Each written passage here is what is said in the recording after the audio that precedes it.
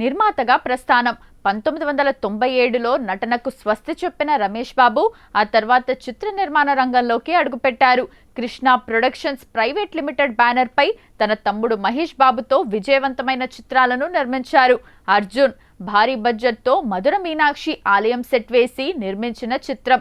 అతిథి, దూకుడు, సమర్పకుడిగా, ఆగడు, సమర్పకుడిగా రమేష్ బాబు కొంతకాలంగా కాలేయ సంబంధిత వ్యాధితో బాధపడుతూ 8 జనవరి 2022న తన 56వ ఏట కన్నుమూశారు. ఆయన మరణం ఘట్టమనేని కుటుంబానికి మరియు అభిమానులకు తీరని లోటుగా మిగిలిపోయింది. తమ్ముడికి మార్గదర్శిగా మహేష్ బాబు సినీ కెరీర్ ఆరంభంలో రమేష్ బాబు కీలక పాత్ర పోషించారు. మహేష్ బాబు నటించిన అర్జున్ సినిమా సమయంలో ఆ సినిమాకు అవసరమైన భారీ మధుర మీనాక్షి ఆలయం సెట్ కోసం రమేష్ బాబు ఏమాత్రం వెనకాడకుండా ఖర్చు చేశారు. ఆ రోజుల్లోనే సుమారు 4 కోట్ల రూపాయలతో ఆ సెట్ నిర్మించడం పెద్ద సంచలనం.